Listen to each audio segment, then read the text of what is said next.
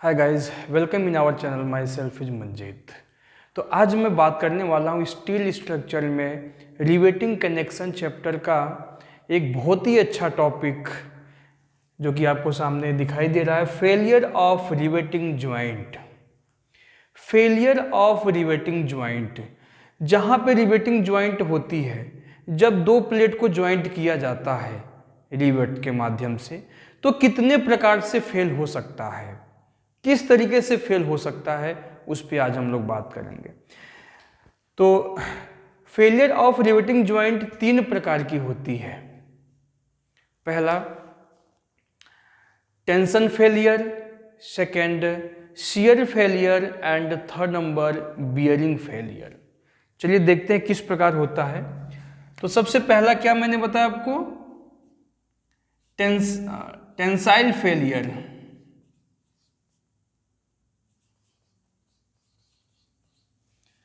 तनन विफलता, इसे हिंदी में बोलते हैं तनन विफलता।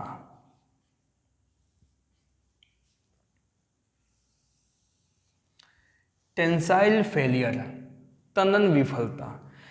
अगर रिवेट अरेंजमेंट को देखा जाए, जैसे मान लीजिए एक प्लेट ये है, दूसरा प्लेट ये है, लैप ज्वाइंट करके इसे जोड़ा गया है, यहाँ पे रिवेट अरेंजमेंट किया गया है इस प्रकार से, ये रिवेट लगा हुआ है और फोर्स इस डायरेक्शन में लगा हुआ है।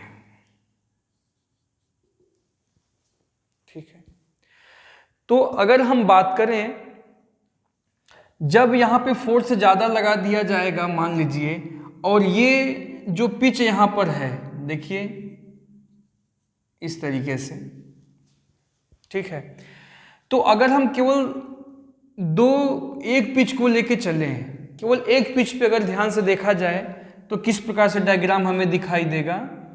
केवल एक पिच की अगर बात किया जाए, और अगर मान लीजिए रिवेट अगर यहाँ फेल होगा तो कैसे फेल होगा, ये दोनों अलग अलग हो जाएगा, तो कुछ इस प्रकार से आपको दिखाई देगा।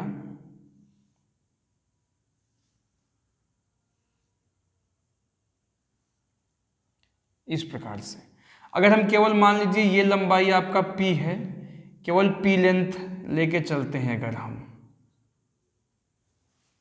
ठीक है, तो कहाँ पे फेल हुआ है आपका, यहाँ पे फेल हुआ है।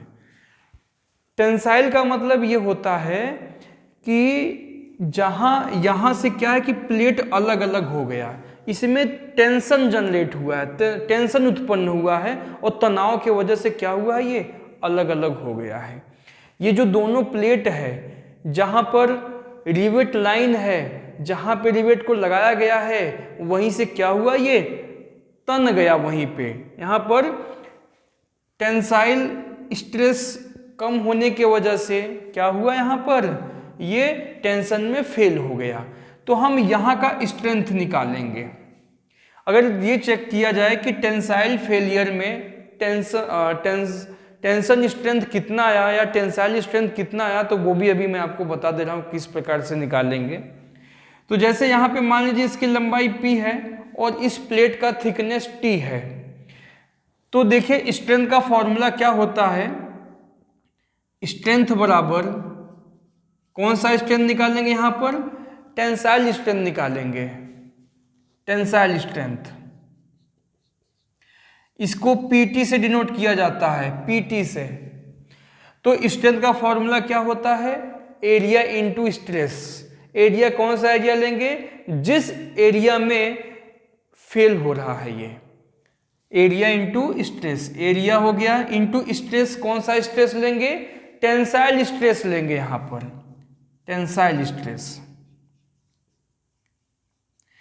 देखिए टेंसाइल फेलियर में क्या होता है ना, कि ज्वाइंट को फटने के वजह से, जहां पर ज्वाइंट होता है उसके फटने के वजह से जो फेलियर होता है उसे क्या बोलते हैं, टेंसाइल फेलियर।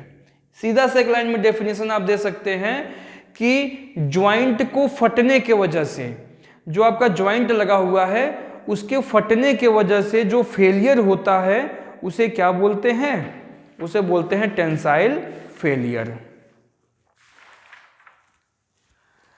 तो यहाँ का एरिया निकालेंगे तो क्या हो जाएगा, ये लंबाई देखिए आपका कितना है, P, ठीक है। अब यहाँ पर देखिए होल का डाया, हाफ डाया यहाँ पर, हाफ डाया यहाँ पर, ठीक है। रिवेट होल की वजह से यहाँ पर नहीं है, तो इस हाफ डी और हाफ डी यानी एक डी हो जाएगा, इसको हम माइनस कर देंगे, P minus D into thickness T। तो P minus D into T क्या हो गया, ये इफेक्टिव एरिया इंटू थिकनेस हो गया, कहाँ पे, जहां पर टेंसाइल फेलियर हो रहा है, इंटू स्ट्रेस। टेंसाइल स्ट्रेस को Ft से डिनोट करते हैं, Ft। तो यहां पर एक फॉर्मूला हो गया P minus D into T, P minus D into T into Ft। यह फॉर्मूला हो गया आपका किसका, tensile strength in riveting joint, tensile strength in riveting joint. एक यहाँ पे आपको फॉर्मूला मिल गया, P minus D into T into Ft, जहाँ पे P क्या है, P है आपका पिच, T क्या है, thickness of plate, thickness of plate, main plate, D क्या है, ग्रॉस डाया ऑफ रिवेट, और Ft क्या है, टेंसाइल स्ट्रेस, टेंसाइल स्ट्रेस, ठीक है। तो अगर यदि आपसे कोई पूछे कि टेंसाइल स्ट्रेंथ रिवेटिंग ज्वाइंट में कितना होता है, क्या फॉर्मूला होता है, तो आप बता सकते हैं P minus D into T into Ft। ये फॉर्मूला बहुत इंपॉर्टेंट फॉर्मूला है आपका यहाँ पे। तो जो ज्वाइंट प्लेट है उसके फटने के वजह से जो फेलियर होता है उसे क्या बोलते हैं, टेंसाइल फेलियर, ठीक है। जहां पर ज्वाइंट है वहीं पे क्या होता है, ये फट जाता है। अब हम बात करेंगे दूसरे टाइप के फेलियर की। दूसरा फेलियर है शियर फेलियर।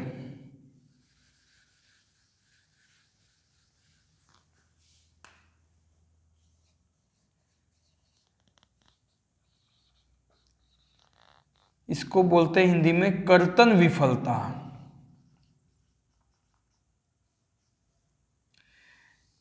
अगर मान लीजिए टेंसाइल फेलियर नहीं हुआ, रिवेटिंग ज्वाइंट में टेंसाइल फेलियर नहीं हुआ, अगर मान लीजिए प्लेट जहां पे ज्वाइंट किया गया है काफ़ी उसकी स्ट्रेंथ अच्छी है, प्लेट की टेंसाइल स्ट्रेंथ अगर अच्छी है तो वहां पर टेंसाइल फेलियर नहीं होगा। तो जब टेंसाइल फेलियर नहीं होगा तो क्या हो सकता है, हो सकता है शियर फेलियर हो जाए। तो शियर किस में होगा, शियर हमेशा रिवेट में होता है, शियर हमेशा रिवेट में होता है। जैसे देखिए मान लीजिए एक प्लेट ये है और दूसरा प्लेट आपका यहां पर है और ये रिवेट लगा हुआ है, ठीक है, ये रिवेट लगा हुआ है। जब यहाँ पे फोर्स लगा, यहाँ पे दोनों तरफ से फोर्स लगा, तो ये जो रिवेट है यहाँ पे क्या होगा, ये रिवेट कट सकता है, रिवेट क्या होगा, कट सकता है। जैसे आपका ये रिवेट है तो रिवेट क्या होगा, रिवेट यहाँ से कट जाएगा। तो कट जाने के वजह से क्या, कौन सा फेलियर होता है, शियर फेलियर होता है।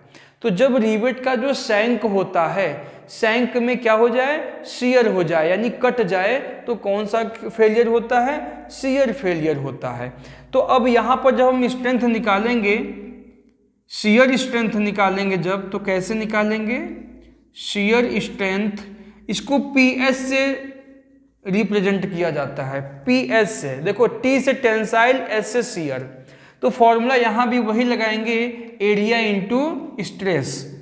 तो एरिया किसका एरिया लेंगे, जहां पे ये कटेगा, यहां रिवेट के शैंक का एरिया ले लेते हैं, एरिया इंटू कौन सा स्ट्रेस लेके चलेंगे, शियर स्ट्रेस लेके चलेंगे, कर्तन प्रतिबल लेके चलेंगे। तो एरिया, शैंक का एरिया कैसे निकालते हैं, π/4 इंटू डी का स्क्वायर, हमेशा ग्रॉस डाया लेके चलते हैं, ध्यान दीजिएगा। तो pi by 4 into D square area of shank हो गया, into shear stress. Shear stress को एफ एस से डिनोट किया जाता है, एफ एस। बाद में स्ट्रेस के बारे में हम बताएंगे आपको। तो ये फॉर्मूला हो गया shear strength in riveting joint. Shank के, रिवेट के सैंक के कट जाने की वजह से जो फेलियर होता है उसे क्या बोलते हैं? शियर फेलियर होता है। अब एक बहुत अच्छा सा एग्जांपल दे सकते हैं। जो शर्ट हम लोग पहनते हैं, ठीक है, यहाँ पर देखिए बटन लगा हुआ है, ठीक है, तो बटन को आप क्या मान सकते हैं? रिवेट मान सकते हैं। तो जब इस पे खिंचाव होता है तो या तो क्या होगा, जहाँ पे ज्वाइंट है ये ज्वाइंट क्या होगा? फट जाएगा। ज्वाइंट क्या होगा? फट जाएगा। इसे क्या बोलते हैं? Tensile failure.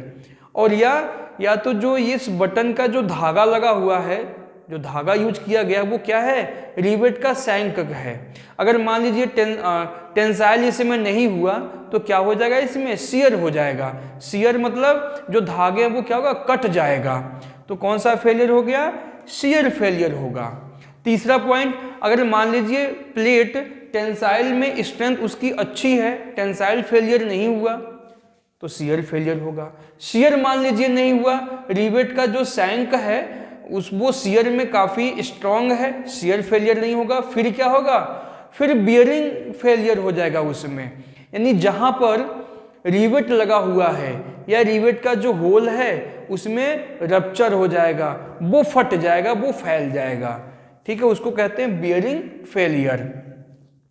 तो तीसरे प्रकार का जो है फेलियर, कौन सा फेलियर है? फर्स्ट है टेंसाइल, सेकंड है शियर एंड थर्ड नंबर है आपका बियरिंग फेलियर। इसमें जो रिवेट है या रिवेट का जो होल है उसमें क्या हो जाता है?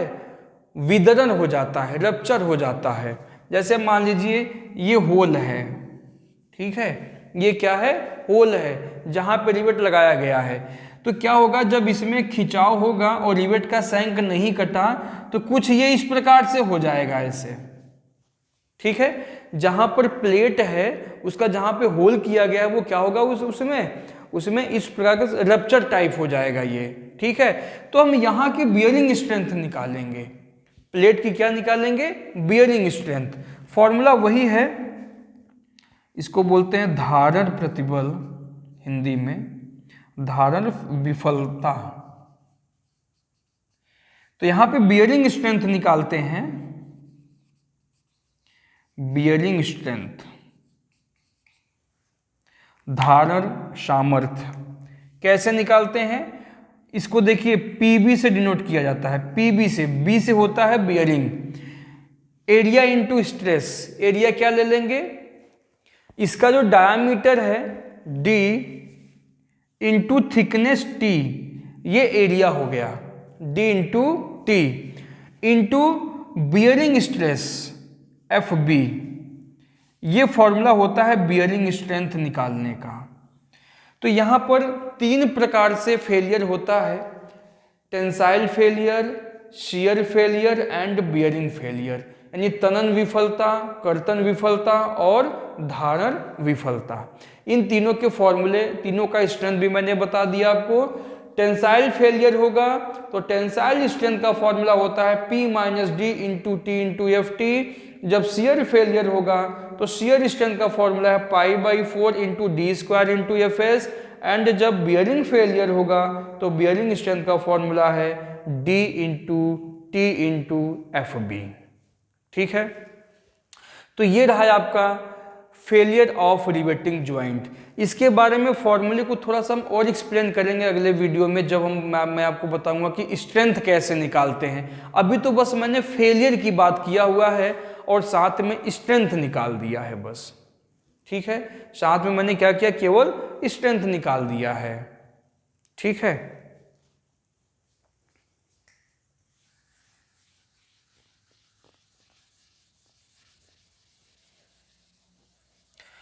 अब हम बात करते हैं इसके स्ट्रेस की। यहां पर देखिए तीन टाइप का स्ट्रेस होता है, tensile stress, shear stress and bearing stress. तीनों का वैल्यू मैं आपको बता देता हूं।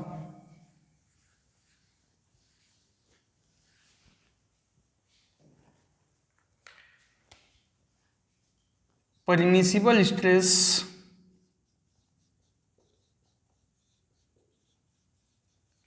इन रिवेटिंग ज्वाइंट,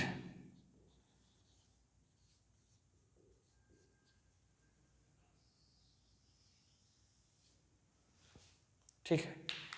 तीन प्रकार का होता है, कौन कौन सा?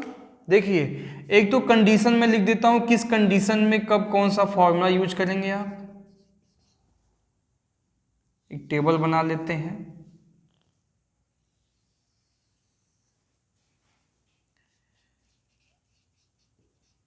Tensile stress,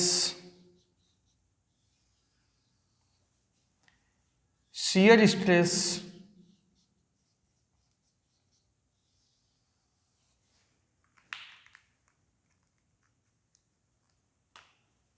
bearing stress.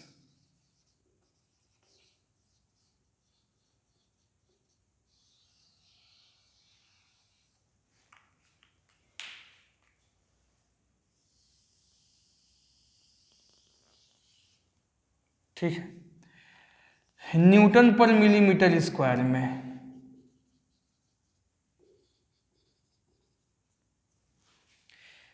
यदि रिवेट को लगाते समय, मैंने आपको पहले बताया था कि बेस्ड ऑन पावर, पावर के अकॉर्डिंग तीन प्रकार का रिवेट लगाया जाता है।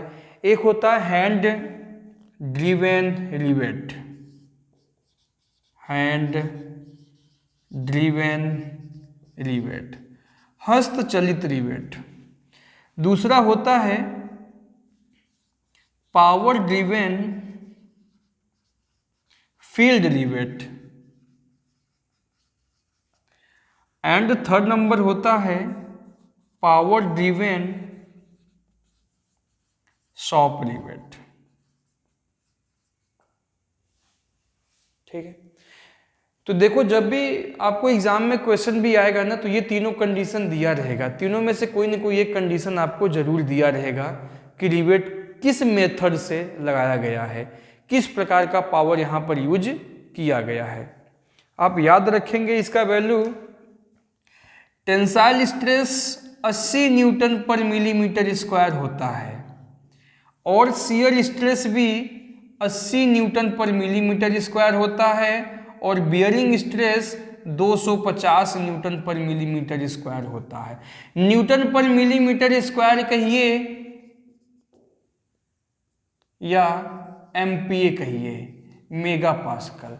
1 मेगा पास्कल में 1 न्यूटन पर मिलीमीटर स्क्वायर होता है। ठीक है। सेकेंड नंबर, जब पावर ड्रिवेन फील्ड रिवेट का यूज किया जाए तो टेंसाइल स्ट्रेस हो जाता है 90 न्यूटन पर मिलीमीटर स्क्वायर। शियर स्ट्रेस भी होता है 90 न्यूटन पर मिलीमीटर स्क्वायर, और बियरिंग स्ट्रेस होता है 270 न्यूटन पर मिलीमीटर स्क्वायर। ठीक है, तो ये दो प्रकार का हो गया। जब पावर ड्रिवेन के साथ शॉप रिवेट यूज किया जाए, पावर ड्रिवेन शॉप रिवेट हो, तब क्या हो जाता है, ये हो जाएगा टेंसाइल स्ट्रेंथ 100 न्यूटन पर मिलीमीटर स्क्वायर, शियर स्ट्रेस हो जाएगा 100 न्यूटन पर मिलीमीटर स्क्वायर, और बियरिंग स्ट्रेस हो जाएगा 300 न्यूटन पर मिलीमीटर स्क्वायर। याद करने का सबसे अच्छा तरीका क्या है कि टेंसाइल और शियर स्ट्रेस देखिए दोनों में सेम है। बियरिंग स्ट्रेस हमेशा 3 गुना ज़्यादा होता है, तो 100 ये है, 3 का मल्टीप्लाई कर दीजिए 300 हो जाएगा। 90 ये है, 3 का मल्टीप्लाई कर दीजिए 270 ये हो जाएगा। 80 ये है, 3 का मल्टीप्लाई करेंगे 240, तो लगभग 250 के बराबर ही है, तो 250 न्यूटन पर मिलीमीटर स्क्वायर। तो ये था आपका permissible stress in riveting joint. ठीक है, आगे हम और बात करते हैं इसमें। स्ट्रेंथ ऑफ ज्वाइंट क्या होता है? Strength of joint, strength of joint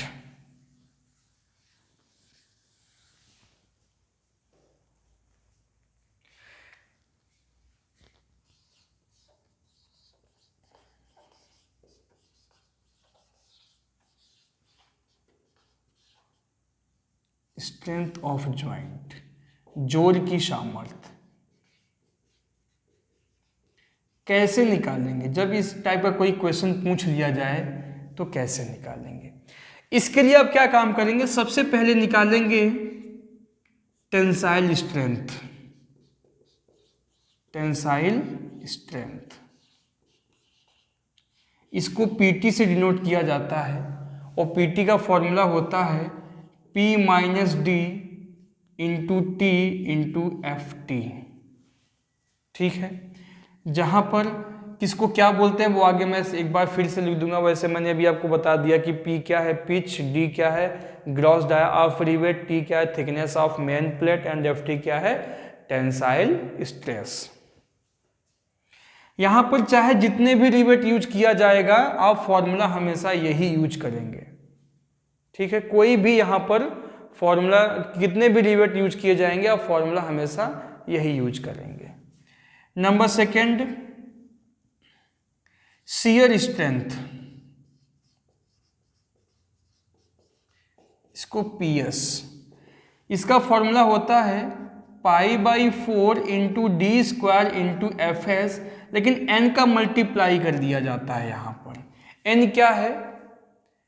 n होता है नंबर ऑफ रिवेट। n क्या होता है? Number of rivet. अगर हम बट ज्वाइंट की बात करें, देखिए लैप ज्वाइंट में हमेशा सिंगल शियर होता है। लैप ज्वाइंट में हमेशा सिंगल शियर होता है, तो आप यही फॉर्मूला यूज करेंगे। यानी मैं यहां पे लिख दे रहा हूं सिंगल शियर के लिए, सिंगल शियर के लिए। ठीक है, क्योंकि रिवेट एक ही स्थान से कटता है इसमें। लेकिन जब डबल शियर होता है तो दो का मल्टीप्लाई कर देते हैं, n into two into π/4 into D square into FS। ये डबल शियर के लिए है, डबल शियर के लिए। जब बट ज्वाइंट में दो कवर प्लेट यूज किया जाता है तब वहां पर क्या होता है? डबल शियर होता है। या बट ज्वाइंट में ही जब एक ही कवर प्लेट यूज किया जाता है तब सिंगल शियर होता है। मैंने आपको पहले भी बताया है कि बट ज्वाइंट में जब एक कवर प्लेट यूज करेंगे तो सिंगल शियर होगा, दो कवर प्लेट यूज करेंगे तो डबल शियर होगा। वैसे मोस्टली हमेशा डबल कवर प्लेट ही यूज किया जाता है। लेकिन न्यूमेरिकल में आपको अगर केवल लैप ज्वाइंट का नाम ले लिया तो समझ जाना कि सिंगल शियर है, और बट ज्वाइंट का नाम ले लिया तो समझ लेना डबल शियर है। तो ये बहुत इंपॉर्टेंट चीज है, यहां पर आप लोग गलत कर जाते हैं। n क्या है? n है नंबर ऑफ रिवेट। क्वेश्चन में n का वैल्यू अगर दे दिया, नंबर ऑफ रिवेट का वैल्यू दे दिया तो n का वैल्यू रख देना, नहीं देता है तो n का वैल्यू हमेशा 1 लेके चलेंगे आप। Number 3, bearing strength. Bearing strength को PB से डिनोट करते हैं। इसका फॉर्मूला क्या होता है? N into D into T into FB। N क्या है? Number of rivet. N क्या है? Number of rivet. यहां पर सिंगल शियर डबल शियर से कोई मतलब नहीं है, बस नंबर ऑफ रिवेट से मतलब है। लेकिन अगर मान लीजिए कवर प्लेट यूज किया जाता है तो इसका दूसरा फॉर्मूला भी होता है n इंटू डी इंटू, जहां पे t लिखा हुआ है यहां पे लिखते हैं 2T1 इंटू FB। इन दोनों में जो सबसे कम वैल्यू होता है वही वैल्यू लेके हमेशा चलते हैं। इस बात को ध्यान में रखना है आप। n into D into T into FB या n into D into 2T1 into FB, इन दोनों में जो सबसे कम वैल्यू रहेगा वो आप लेके चलेंगे, या अपने से अनुमान लगा लेंगे कि t और 2T1 इनमें जो सबसे कम रहेगा वही वाला फॉर्मूला आप यूज किया करोगे। हमेशा चेक कर लिया कीजिए कि t का वैल्यू कम है या 2T1 का वैल्यू कम है। ठीक है, तो अब इनका सबका नाम लिख देते हैं, किसको क्या बोलते हैं। जहां P क्या है? पिच। T क्या है? Thickness of main plate.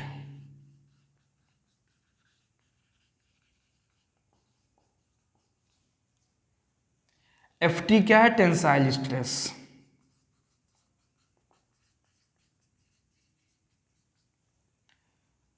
उसके बाद n क्या है, नंबर ऑफ रिवेट।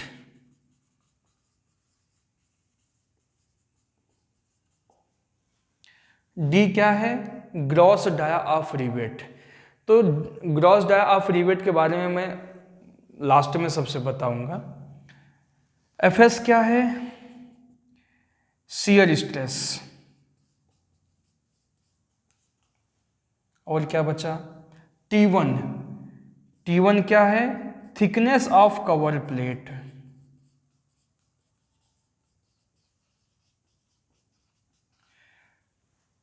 Fb क्या है, बियरिंग स्ट्रेस। ठीक है, अब मैं बात करूंगा D क्या है, D है gross dia of rivet. Rivet का सकल व्यास। देखिए हमेशा आपको नॉमिनल डाया ऑफ रिवेट या normal dia of rivet question में दिया रहेगा, आप ध्यान देंगे उसे फाई से डिनोट करते हैं और ग्रॉस डाया ऑफ रिवेट को डी से डिनोट किया जाता है।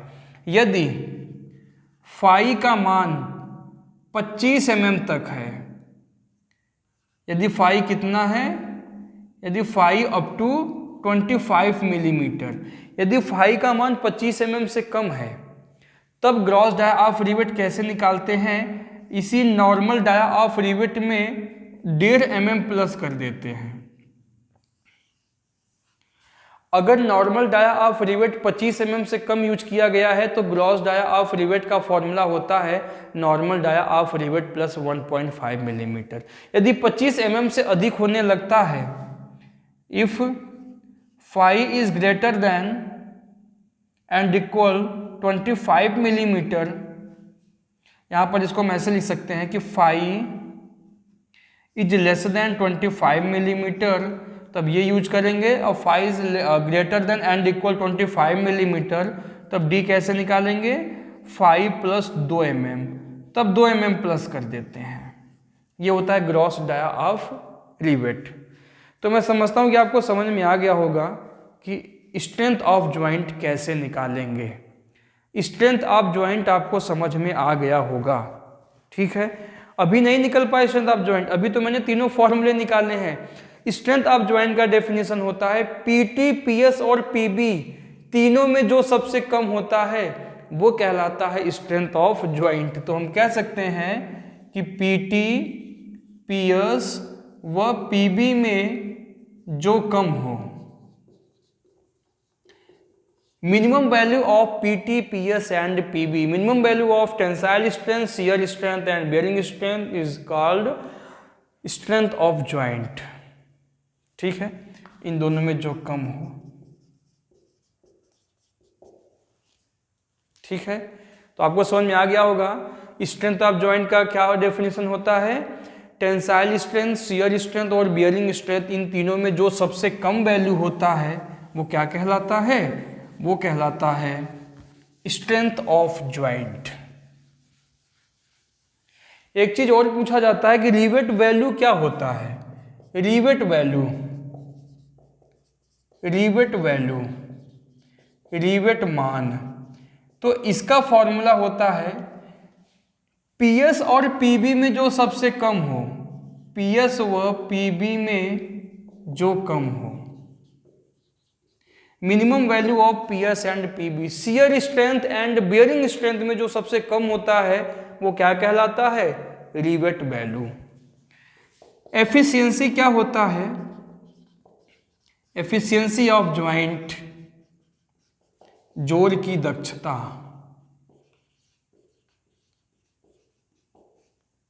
ठीक है, इसका सीधा सीधा फॉर्मूला आप यूज कर लेंगे। एफिशिएंसी ऑफ ज्वाइंट बराबर होता है actual strength of joint divide by strength of solid plate. Actual strength of joint divide by strength of solid plate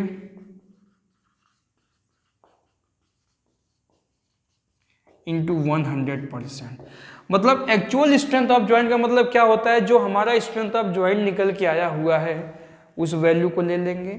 उसके बाद स्ट्रेंथ ऑफ सॉलिड प्लेट, आप ये मान लीजिए कि प्लेट में रिवेट के लिए होल किया ही नहीं गया है, वो पूरा प्लेट कैसा है, सॉलिड है, तो उसके कंपेयर में हम निकालते हैं एफिशिएंसी। यानी हम कह सकते हैं एक्चुअल स्ट्रेंथ ऑफ जॉइंट होता है पीटी पीएस व पीबी में जो कम हो।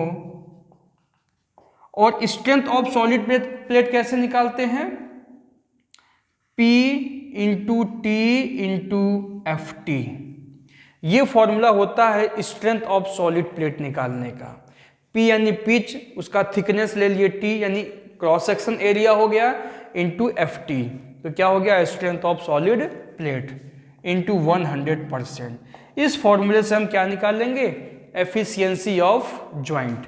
कभी कभी आपको पूछ लिया जाता है उसमें नंबर ऑफ रिवेट, तो नंबर ऑफ रिवेट कैसे निकालेंगे, नंबर ऑफ रिवेट निकालने का फॉर्मूला है ज्वाइंट पे जितना लोड आ रहा है, ज्वाइंट पे जितना लोड आ रहा है, number of rivet, number of rivet कैसे निकालेंगे, यानी रिवेट की संख्या n बराबर लोड ऑन ज्वाइंट, उस ज्वाइंट पे जितना लोड आ रहा है डिवाइड बाय रिवेट वैल्यू। इस फॉर्मूले से हम क्या निकाल लेंगे, नंबर ऑफ रिवेट। तो मैंने आपको बता दिया strength of joint, rivet value, efficiency of joint, number of rivet, ठीक है। थिकनेस ऑफ कवर प्लेट कैसे निकालते हैं, thickness of cover plate, cover plate की मोटाई, कवर प्लेट की मोटाई, इसको T1 से डिनोट करते हैं, T1। इसका फॉर्मूला होता है 5/8 इंटू टी, 5/8 इंटू टी। ध्यान देना ये हमेशा बट ज्वाइंट में यूज किया जाता है, क्योंकि कवर प्लेट जो है हमेशा बट ज्वाइंट में ही यूज किया जाएगा। ये 2 कवर प्लेट के लिए होता है, फॉर 2 कवर प्लेट। वैसे मोस्टली हमेशा 2 कवर प्लेट ही यूज किया जाता है। मान लो कभी एग्जाम में 1 कवर प्लेट की बात कर दिया जाए, तब क्या होता है 1.25 टी होता है फॉर 1 कवर प्लेट। एक सबसे लास्ट एक फॉर्मूला और बता दे रहा हूं, जिसे बोलते हैं अनविन्स फॉर्मूला। अनविन्स फॉर्मूला, अनविन्स ने एक फॉर्मूला बनाया है, क्या बनाया है, phi is equal to 6.05 under root T. यानी यहां पर प्लेट की मोटाई, थिकनेस यानी टी और नॉमिनल डाया ऑफ रिवेट के बीच में एक रिलेशन बनाया हुआ है, तो ये अनविन्स फॉर्मूला है, तो ये काफ़ी यूज होने वाला है। तो आज के लिए बस इतना ही, फिर मैं बताऊंगा नेक्स्ट वीडियो में, और मैं समझता हूँ काफ़ी अच्छे से आपको समझ में आ गया होगा। फिर मैं मिलता हूँ नेक्स्ट वीडियो।